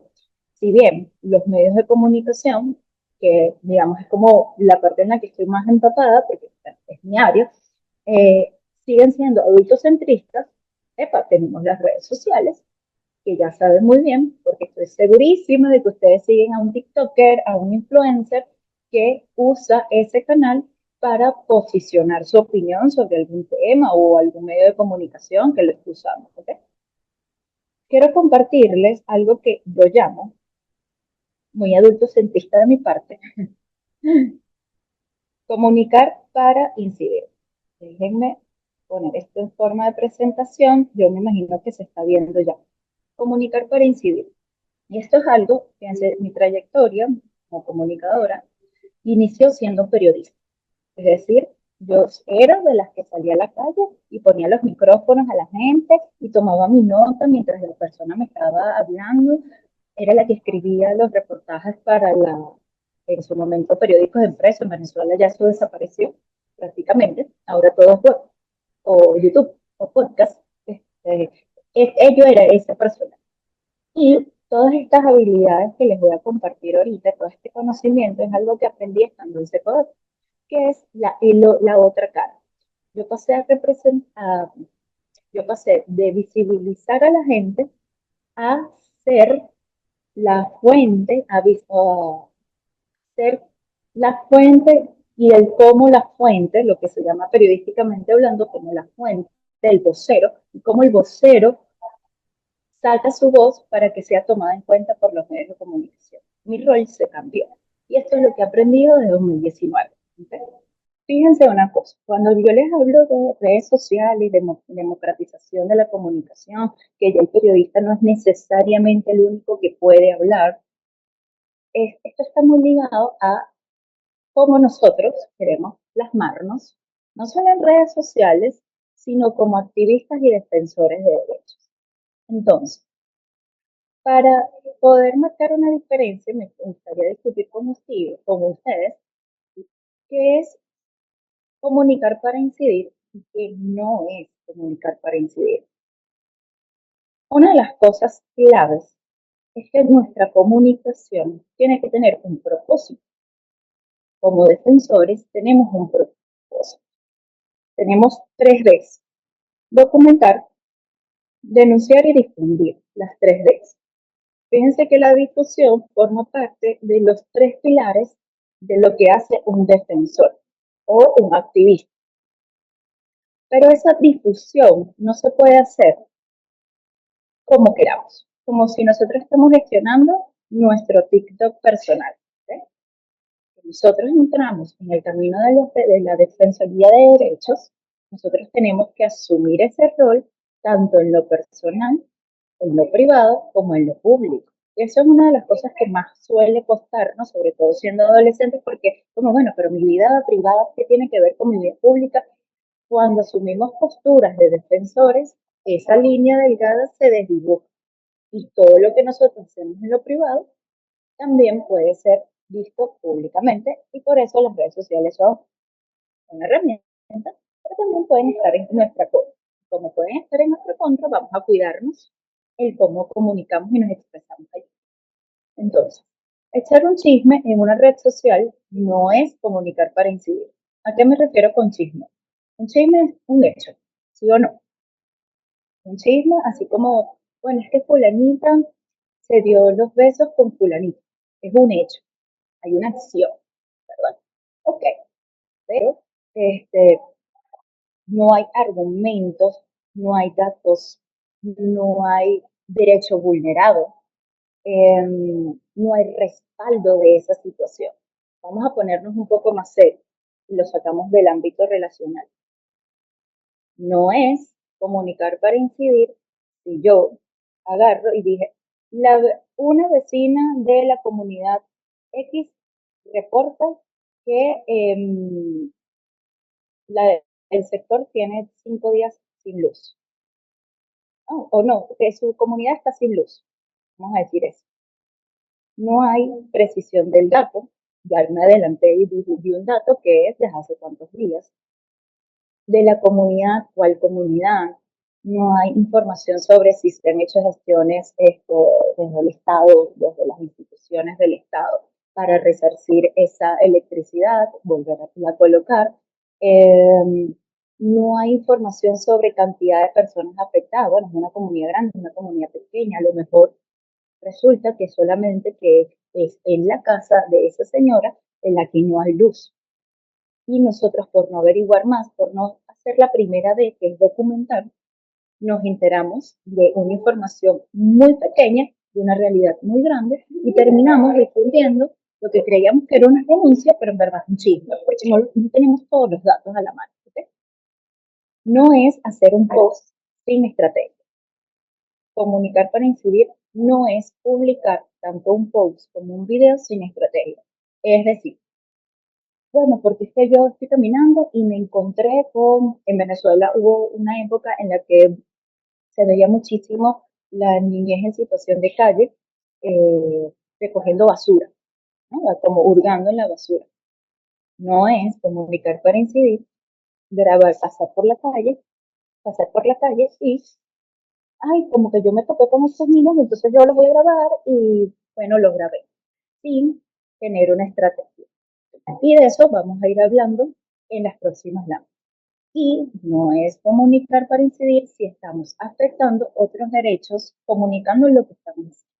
Porque si bien es nuestro deber visibilizar situaciones para hacer que esos derechos se repongan, se restituyan, no podemos hacerlo y la balanza entonces se inclina hacia que estamos afectando más derechos que los derechos que estamos tratando de proteger. Ejemplo, volvemos al de la situación de calle. Yo paso, vi a los niños en situación de calle, bravo, además hablo con ellos y resulta que además de que hablo con ellos me cuentan que la policía los golpea, que además identifican a un funcionario policial, dicen, bueno, el funcionario Pedro Pérez me golpeó y me voy y publico el video. ¿Qué ocurre? ¿Qué podría pasar? Que el funcionario Pedro Pérez ve el video, se da cuenta de que, oh, wow, se hizo viral en TikTok, se molesta, se siente agredido, se siente afectado y termina buscando al niño, un niño en situación de calle y termina, voy a decirlo por lo menos, golpeando. Entonces, nuestra función allí se desequilibró. Queríamos proteger al niño, niña y adolescente de esa situación de calle, hacer que regrese a su núcleo familiar. Digamos que ese era el propósito, hacer que regrese a su núcleo familiar como derecho que tiene, sacarlo de la situación de calle, pero terminamos afectando su integridad mucho más de lo que ya vive en la situación de calle. ¿Okay? Eso es uno de los ejemplos. Y ahora vamos a empezar con esta estrategia. Para empezar con la estrategia, nosotros tenemos que estar muy claros en qué es lo que queremos comunicar. Y aquí traje un par de ejemplos que, desde como lo veo, engloba todo lo que ocurre dentro de una organización que defiende derechos humanos. Pueden verlo incluso con cosas que ustedes como activistas realizan. Aquí lo planteé como una organización, pero en este momento ustedes se tienen que ver como unos activistas y como si ustedes mismos fueran como esa organización, acompañados de sus adultos facilitadores y guías que los están llevando aquí en este proceso. Por ejemplo, actividades propias. Queremos difundir, ya sea para que la gente venga a nuestras actividades o para que vean qué es lo que nosotros estamos haciendo. Si ustedes, por ejemplo, tienen en sus comunidades grupos de chamos, de niños, niñas y adolescentes, tienen como, ustedes participan allí, ustedes como activistas, como defensores, podrían mostrar qué es lo que se realiza en esas actividades y grupos. También podemos comunicar las investigaciones, informes o publicaciones. Por publicaciones me refiero a que si ustedes hicieron un manual o si ustedes hicieron un libro, por ejemplo, o hicieron un cómic también, o hicieron un documental o un micro sobre el derecho a la identidad, por ejemplo. Eso es investigación, informe o publicación. Opinión, ya sea porque ustedes, por ejemplo, Ana Khan, que está aquí, durante su época de participación que yo acompañé en Secodat, ella se hizo como súper experta en el tema del cambio climático. Entonces, cada vez que había como un reportero que trata, bueno, todavía lo hacemos, cada vez que viene un reportero a pedir información sobre el tema del cambio climático y el impacto en la niñez y adolescencia, nosotros le enviamos el número de Ana para que ella sea la vocera y ella dé su opinión sobre el tema. Porque además Ana ha participado como en un montón de cosas internacionales sobre el tema del cambio climático. Es decir, se ha formado en ese punto en específico. Ustedes también van a encontrar en el camino cuál es con el que sienten más empatía y se van a ir realizando. Por ejemplo, tenemos otro compañero que su especialización, huelga, por decirlo de alguna manera, o área como de interés más fuerte es el tema de la salud mental. Entonces, él poco a poco ha ido ilustrándose sobre el tema. Su opinión también es algo que se puede comunicar. Por ejemplo, si ustedes ven una noticia en sus países y eso les causa indignación porque vieron claramente cómo afecta los derechos de la niñez y adolescencia, esa opinión es válida y se puede comunicar. Y finalmente tenemos la denuncia pública. Rodrigo, voy contigo, termino esta parte y voy contigo. Denuncia pública. A esto me refiero con ese seguimiento que ustedes han hecho a un caso o varios casos. Por ejemplo, Secodat tiene una experiencia con niños y niñas de un hospital que es el principal hospital pediátrico de Venezuela. Se ha hecho registro de madre por madre sobre cómo la falta de insumos y además el estado físico de la infraestructura del hospital ha causado muertes o más enfermedades en estos niños y niñas que son pacientes del hospital pediátrico, el principal hospital pediátrico de nuestro país. Se recoge caso por caso, denuncia por denuncia, se hace la documentación, que no haya ni un cabo suelto, y entonces eso se puede visibilizar, se puede comunicar. ¿Okay? ¿Cómo vamos hasta acá? Vane, ¿puedo acotar algo? Sí, puedes acotar Ok. lo que tú quieras.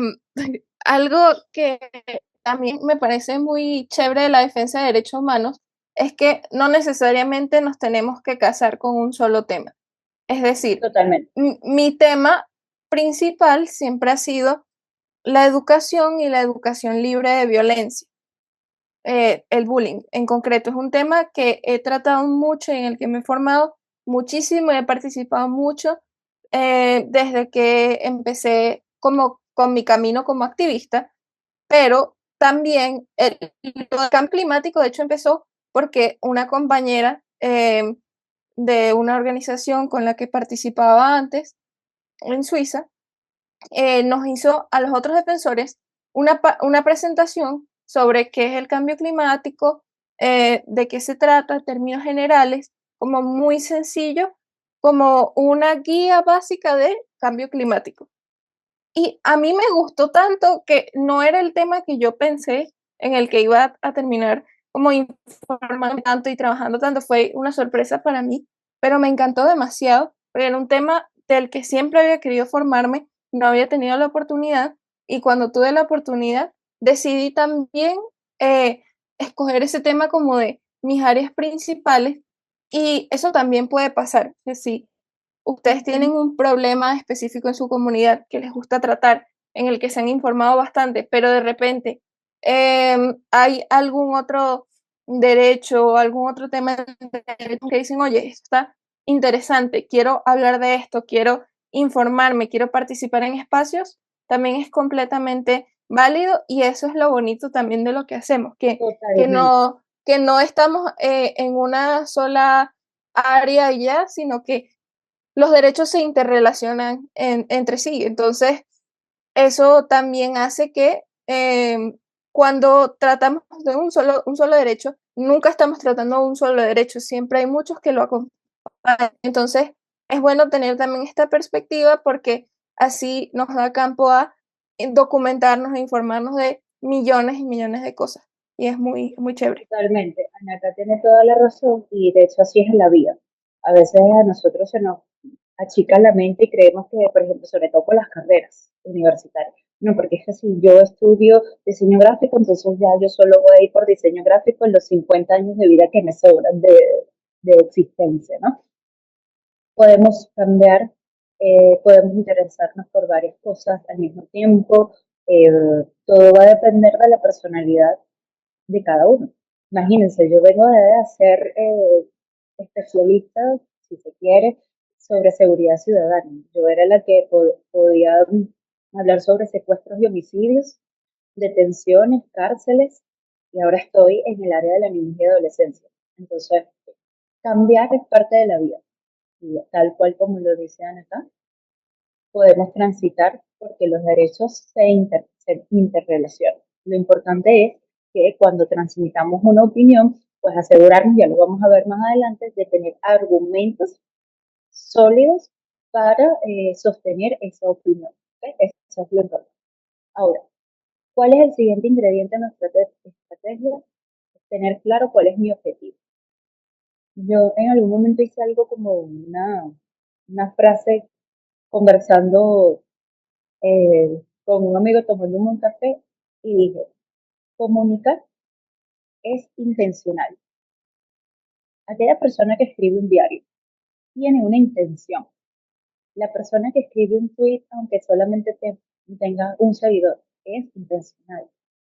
Cuando ustedes alzan la mano en un salón de clases, esa comunicación es intencional. La pensemos o no, la tengamos aquí en el consciente o la tengamos en el subconsciente.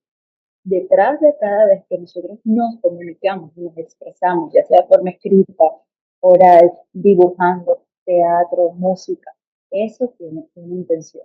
Y nosotros tenemos que encontrar cuál es nuestro objetivo. ¿Por qué? Porque eso va a hacer que nuestra comunicación sea más efectiva. Se habla en el mundo de la comunicación que la comunicación tiene tres grandes objetivos. Sensibilizar, es hacer que la persona diga, cónchale, yo no había visto esto, que el cambio climático podría afectar a la niña y adolescente. Interesante.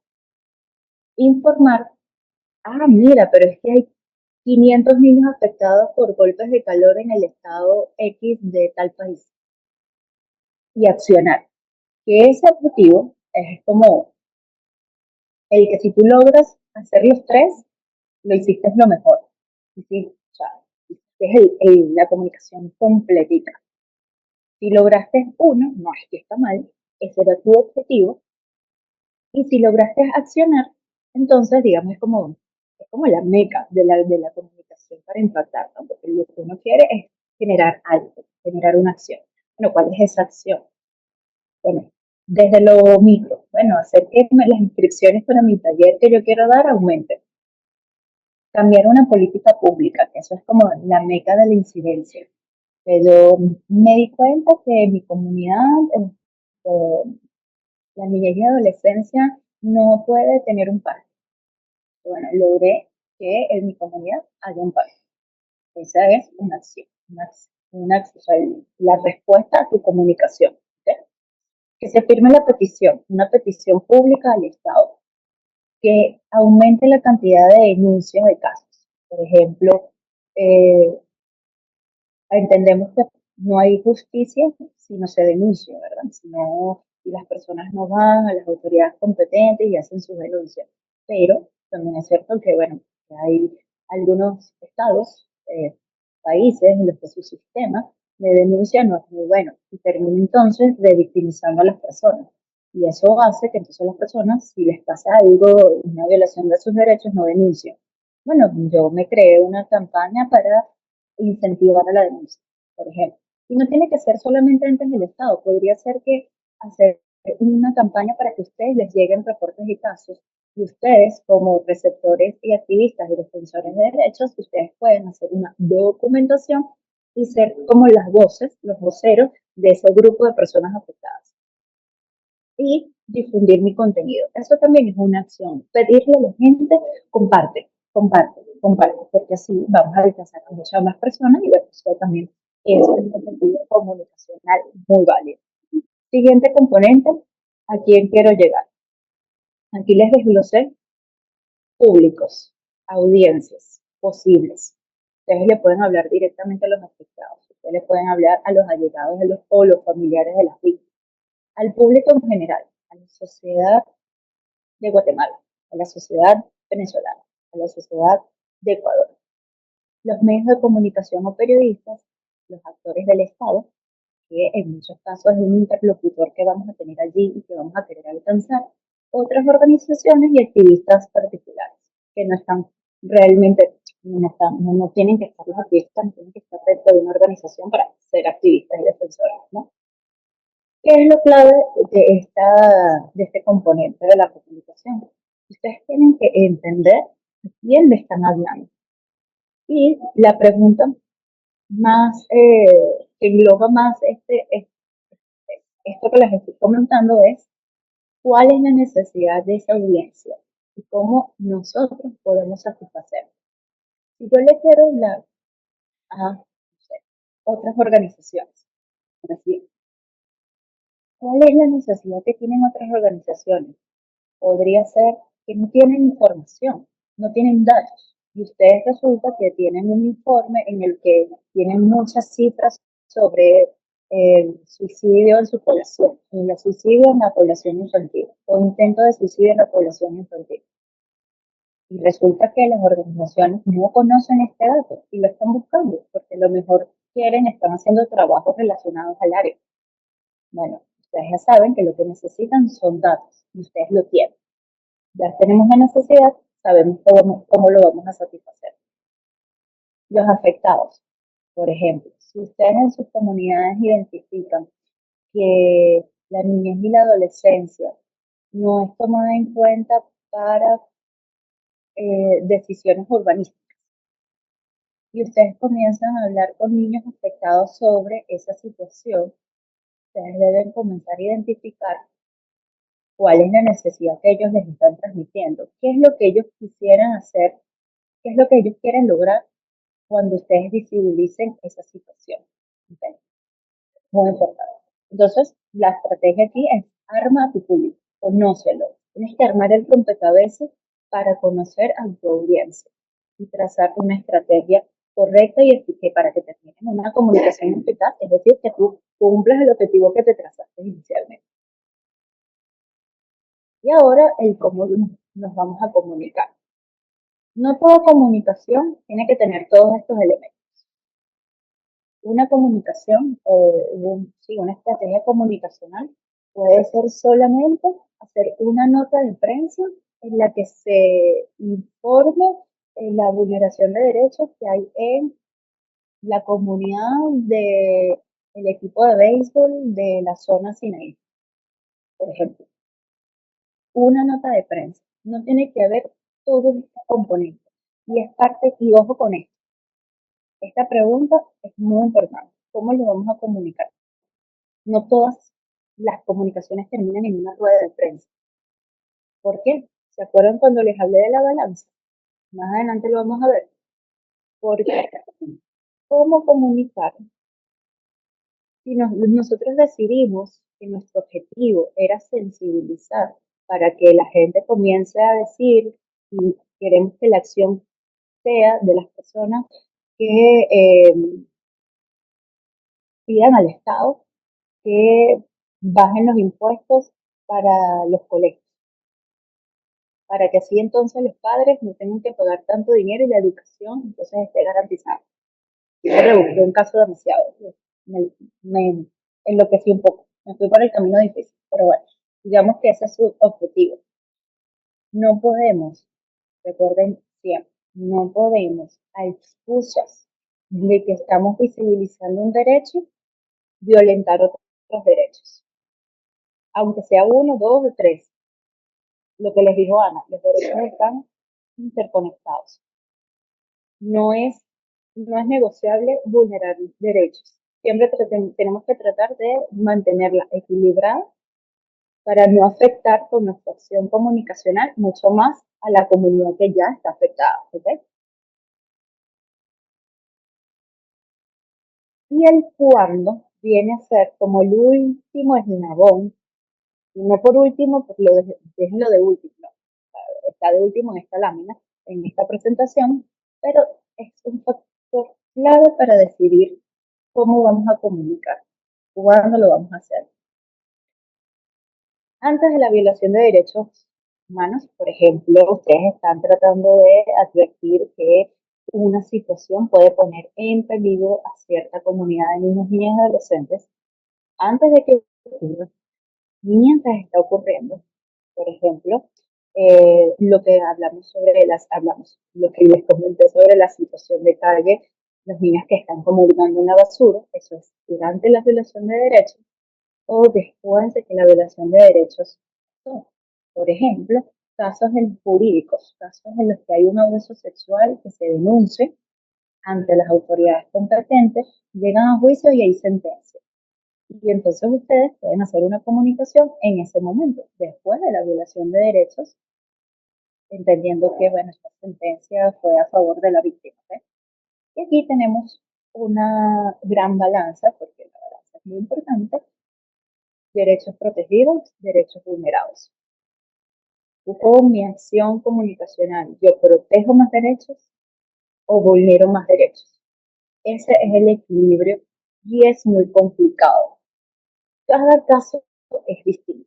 Y ustedes en la vida del activismo, de la Defensoría de Derechos, les va a tocar decidir sobre esto muchas veces. No hay una receta. O yo les puedo decir que, bueno, todo caso de abuso sexual hay que visibilizarlo después de que haya una sentencia. No, porque puede haber momentos en los que durante la violación de derechos, mientras está en juicio, hay tantas arbitrariedades en ese juicio, el juez, encontramos que después es familiar del victimario, por ejemplo. Hay tantas arbitrariedades en el juicio que comunicar esa situación es preciso hacerlo durante la violación de derechos, en este caso, por ejemplo. Y van a tener que ir evaluando pregunta por pregunta para no afectar. La meta es, yo les hablé de unos objetivos, sensibilizar o accionar. En realidad, esos son los objetivos de una comunicación cualquiera, pero la comunicación que estamos haciendo acá como activistas, dar algunas recomendaciones. Ustedes van a ir agregando muchas más recomendaciones en su vida a lo largo de su proceso, pero unas recomendaciones para esa vocería, para hacer ese TikTok, para hacer esa nota de prensa, para hacer el micro documental que quieren hacer o para hacer su podcast. Uno, siempre busquen que en una frase ustedes transmitan el mensaje o el objetivo de su comunicación. Por ejemplo, la situación que les comentaba Fernando al principio, bueno, no al principio, en mi caso de su tiempo, que decía que en Venezuela hay muchos adolescentes detenidos en un contexto de protesta. Bueno, nuestro objetivo como organización puede ser recordar que estas detenciones son arbitrarias. Vamos a darlo ahí. Ese es nuestro objetivo. Recordarle al Estado y a la sociedad que las detenciones de los adolescentes en contexto de protestas son arbitrarias. Ok, y luego nos vamos al segundo punto. Nos vamos a la 3. Esa frase inicial nosotros la argumentamos, ¿ok? Con varios ítems, con varios por qué yo opino eso. Bueno, son arbitrarias porque, bueno, no hubo una orden judicial. Bueno, porque golpearon a los adolescentes. Bueno, porque en Venezuela para detener a los adolescentes se tiene que tener más de 14 años. Bueno, porque es que resulta que 2 y 3 años. Bueno, porque en Venezuela no se puede tener adolescentes junto con adultos en una misma celda policial. Bueno, porque pasó esto. Entonces vamos agregándole como argumentos porque yo opino esto que estoy diciendo. Principalmente con datos, con citas de personas, citas, testimonios de personas que nosotros como ya documentamos, ya los tenemos. ¿Ok? El punto 2 se refiere a unir esa frase a un derecho.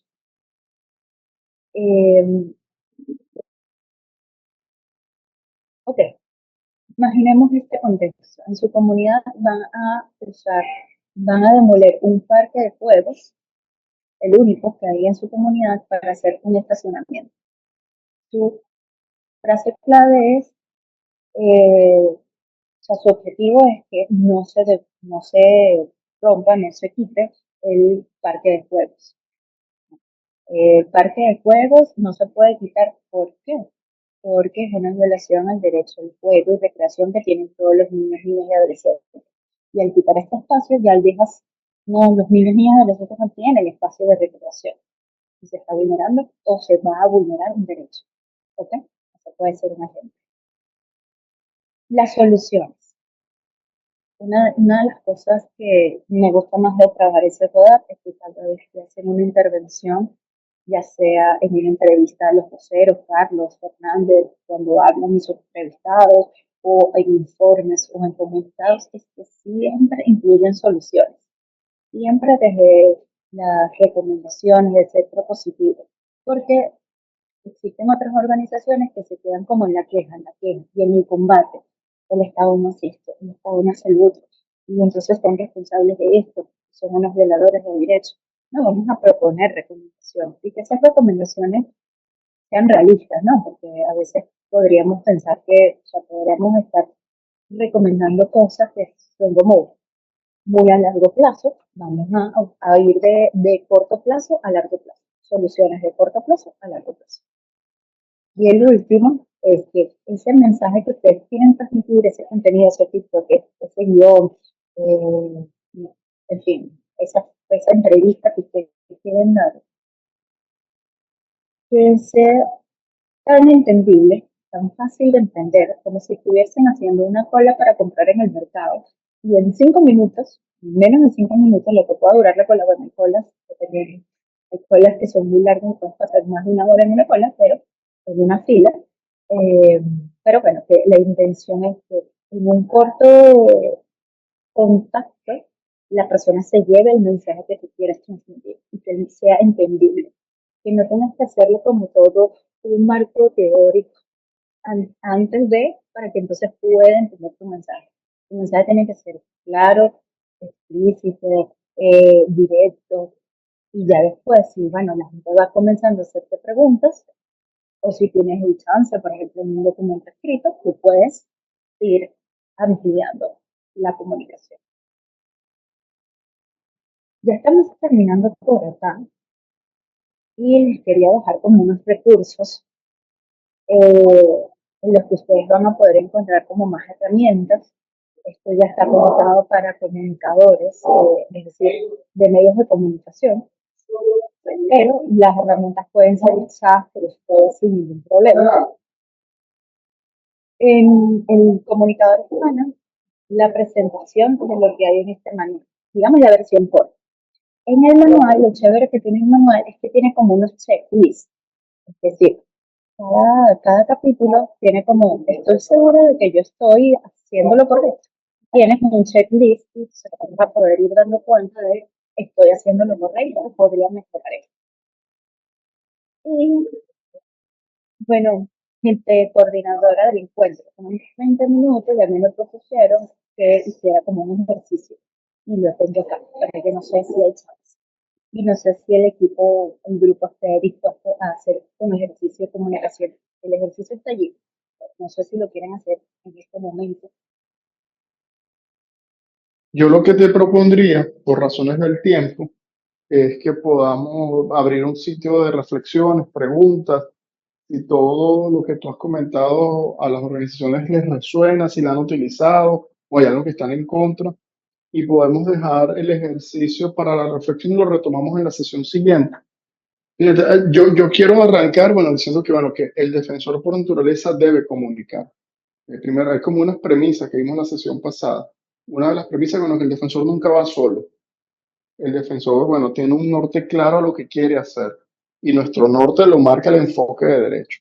Pero dentro de esas estrategias, además de la participación, bueno, viene la comunicación. Entonces vean que todo lo que nos dice Vanessa, que comunicar, bueno, también forma parte de una estrategia. Y en función de esa estrategia tenemos que ponderar un montón de elementos, desde qué comunicar, cómo comunicar, cuándo comunicar, con quién comunicar, cuándo incluso no comunicar, bueno, forma parte de esta lógica, ¿no? Fíjate que ahorita tenemos el impacto de las redes sociales y las redes sociales, bueno, incorporan un elemento distinto que hace 20 años no teníamos, hace 30 años no teníamos. En las estrategias de comunicación de incidencia se en sus orígenes, bueno, era toma de medios, medios impresos, medios televisivos. Ahora estamos hablando de plataformas digitales donde cada persona es protagonista de la información. Entonces, bueno, eso implica unas nuevas lógicas. Entonces, Vane, es perfectamente posible una pregunta que las redes sociales se incorporen en toda una lógica de comunicación a los efectos de la incidencia. Es como la pregunta que te dejo en el aire. Bueno, rescatando un poco el tema de la participación y la preocupación que tenían, que tenían los muchachos acá, es necesario hacernos nuestro propio espacio de participación gracias a las redes sociales. Démoslas a nuestro favor.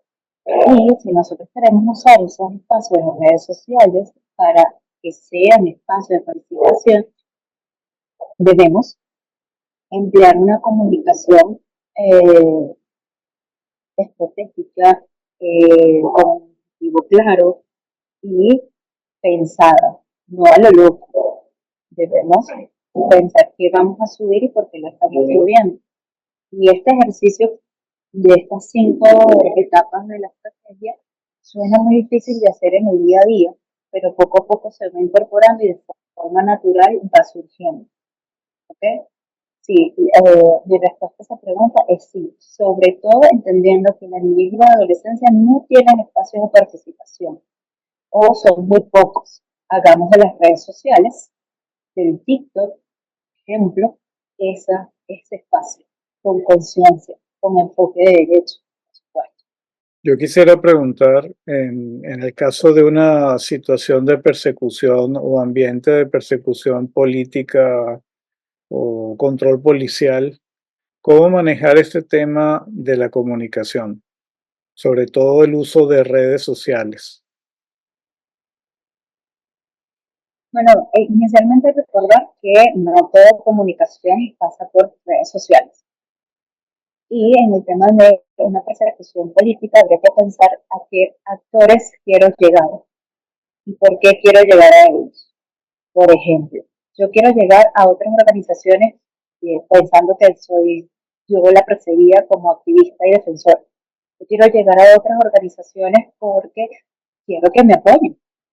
Entonces, digamos que ese es mi objetivo y quiero respaldarme con ellos. Bueno, ¿dónde están ellos? ¿Están en redes sociales solamente? No.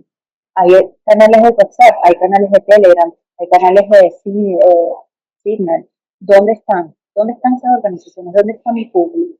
Existe un aliado que puede ser una persona que me puede llevar a contactarme con otras. Puedo hacer quizás un comunicado y mandárselo a esa persona clave que va a hacer que se difunda a las otras organizaciones. Eso en el caso de que sea yo la perseguida. Ahora, cuando es la víctima, cuando es mi beneficiario, el perseguido, el target del Estado para detenerme, entonces allí extremar medidas con respecto a no ubicar a la persona, o sea, no hacer comunicaciones en las que puedan ubicar a la persona. Es decir, si yo hago una nota de prensa exponiendo su caso o ella está dentro de los casos que estoy recogiendo, pues no mencionar el nombre, no mencionar lugares donde pueda, por ejemplo, es una persona, la víctima de la ejecución extrajudicial se encontraba en la calle X, en la coordenada Y, a la hora tal, no ser tan preciso de forma que no pueda ser ubicada tan fácilmente.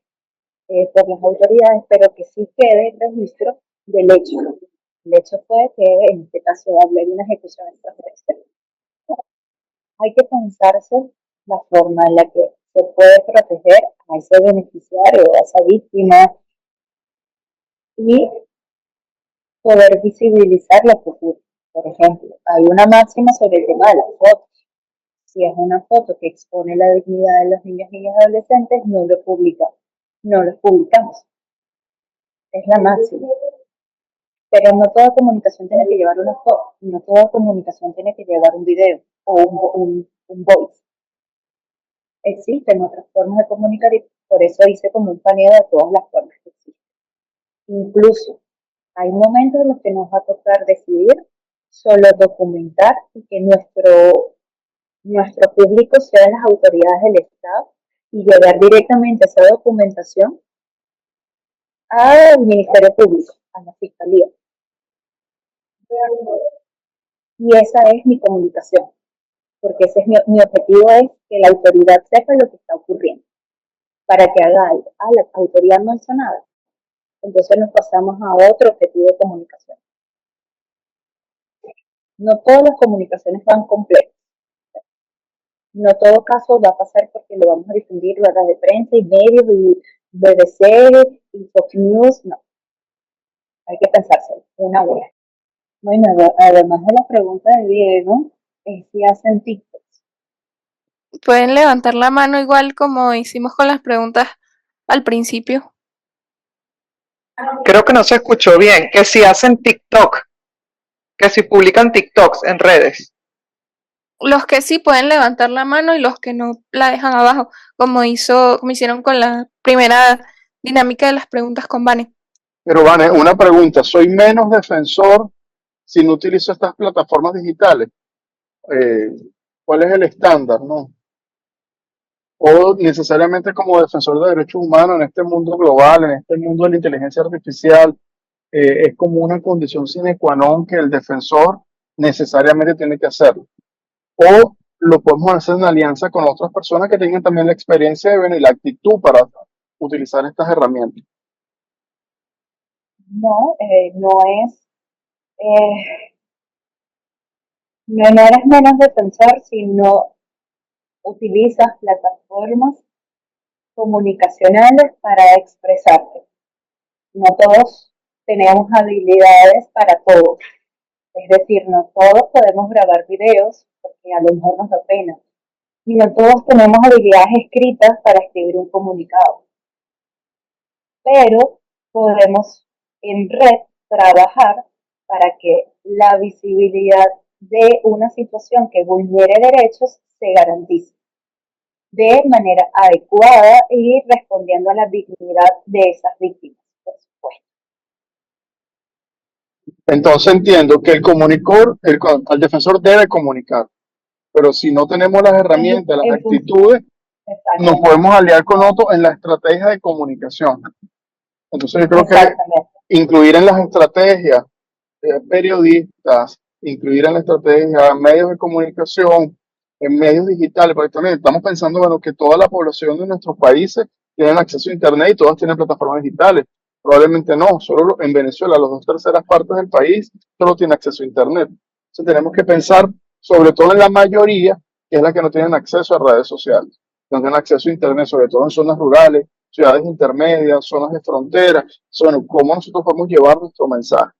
Entonces, bueno, por ejemplo, la experiencia de Secodata, el poder de la radio comunitaria, bueno, ha sido como un baluarte importante. Incluso, bueno, yo creo que no hay ahí me confirmarás, Vale, no hay un único camino, no hay una única vía para hablar de estrategias de comunicación, incidencia y derecho. Dependerá de nuestros contextos, dependerá de nuestras habilidades, dependerá de nuestras alianzas, pero lo que sí es importante es que, bueno, que cuando somos defensores de derechos humanos, lo comunicacional tiene que ser como un punto central en la estrategia. Entonces, Vane, sé que estás corta de tiempo porque donde estás tienes que salir, agradecerte el espacio. Igual este tema no se agota aquí, este tema lo seguimos trabajando, Vane. Ahí escucha a Gloriana, entre Gloriana y yo podemos hacer el cierre. Si tú tienes que ir, no hay problema. Nosotros cerramos, bueno, y ya. Vamos a hacer llegar vamos a escuchar a los Camila. manuales todo eso lo vamos a hacer Camila y llegar. Fabiola Junior, que tienen rato con la Ah, mano es que como levantada. no estoy, Me gu- vale, Bueno, lo dejo acá porque no estoy viendo. mientras pueda, me gustaría escuchar a Camila, Fabiola y Junior Escuela. Hola, ¿qué tal? Yo soy de parte de la CONAX, formo parte del equipo comunicación de la organización y nosotros tenemos nuestras redes en las cuales nosotros publicamos contenido como es nuestras actividades, nuestros talleres y acciones a las cuales nosotros apoyamos, como marcha, acciones, actos simbólicos y más o menos solemos actualizar, tenemos TikTok, tenemos Instagram, tenemos Twitter, que ahora es X, y también tenemos Facebook y nuestra página web que es conat.pi.org.com. Excelente, bastante completo ese tipo de comunicaciones. Ahora, para preguntar un poco cómo lo hacen. ¿Qué deciden que va a ir para cada red social, por ejemplo? O si hay algún momento en el que has dicho, oye, yo creo que esto mejor no lo publico. Mientras piensan esa respuesta, Erika, te escucho. A mí me gustaría compartir nomás un poco que yo tuve una experiencia como defensora de derechos humanos en donde en las redes sociales se cuidaba mucho de ese tema de mi apellido, de en dónde estoy, de qué parte de Paraguay soy y todo eso. Y veo que esta reunión es muy importante para informarnos sobre la participación. Eso está súper interesante, Erika, porque ciertamente la niñez y la adolescencia tienen como un recurso protector sobre el tema de que tampoco sean tan fáciles de ubicar, porque hay muchas cosas malas que pueden ocurrir en redes sociales y al visibilizar. Eso es cierto. Pero no toda comunicación tiene que ser frontal, es decir, que ustedes aparezcan su rostro, su voz. Existen comunicaciones, por ejemplo, los escritos. Existe comunicación solo de voz. Existe también los posts, que son como diseños de flyers. Eso también existe. El mundo de la comunicación es tan rica que lo que tú quieras comunicar puedes tomar distintas formas. Puedes hacer un cómic si tienes herramientas para eso. Y así estás visibilizando una situación, lo cual nos ocurrió. Nosotros trabajamos un tema durísimo y es el cómo las bandas, una banda muy buscada en Caracas, reclutaba a niños, niñas y adolescentes. Y conseguimos testimonios de esos adolescentes, de cómo eran reclutados por esa banda para que participaran en delitos. Y no mostramos a los niños, no mostramos a los adolescentes, hicimos un cómic. Por supuesto, porque teníamos como parte del equipo como esa posibilidad. Hay un caso clave en Secodad o una experiencia. Hubo una adolescente que estábamos abordando el tema del acoso escolar y la adolescente tenía una experiencia de acoso escolar muy dura en su colegio. Para resguardarla de que no le fueran a quitar el cupo para el próximo año en el colegio, para resguardarla de que no le hicieran más acoso escolar, porque ella literalmente podría haber identificado el colegio y además el curso y casi que a las niñas que le hacían acoso escolar. Bueno, se tomó la opción y el camino de que escribiera su experiencia sin mencionar a sus compañeras, sin mencionar su nombre, sin mencionar el colegio. ¿Por qué? Porque lo que queríamos contar y nuestro objetivo era que otros adolescentes se pudieran identificar con lo que le ocurría a esa muchacha, para que supieran que no estaban solos.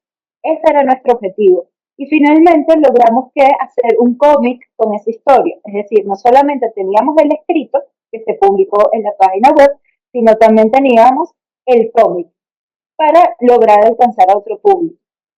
Eso es un ejemplo de formas distintas en las que toma la comunicación. Erika, no sé si pude aportar un poco a tu intervención, espero que sí. Y Camila Fabiola y Junior están levantando la mano nuevamente. Bueno, siguiendo más o menos por lo de hace rato, nosotros para llegar a un acuerdo, para alzar una imagen, digamos, un artículo o un video, para las imágenes o videos solemos principalmente pedir permiso, hacer un permiso para ver si todos estamos de acuerdo y las familias también publicar, obviamente.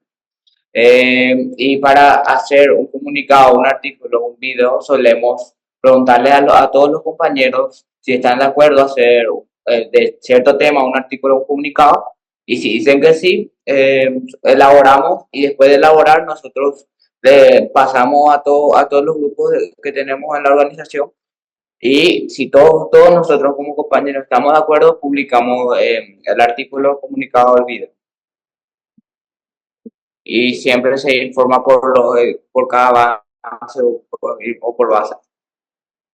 Buenísimo, buenísima estrategia el consenso, muy importante, sobre todo si estamos trabajando en organización y con varias personas, para que no ocurra lo que una compañera decía, que lo del cangrejo, que sacábamos a un cangrejo queriendo apoyarlo, en vez de apoyarlo, sacábamos de la cuevita al cangrejo, o sea, que en realidad nos complementemos unos a otros, muy válido.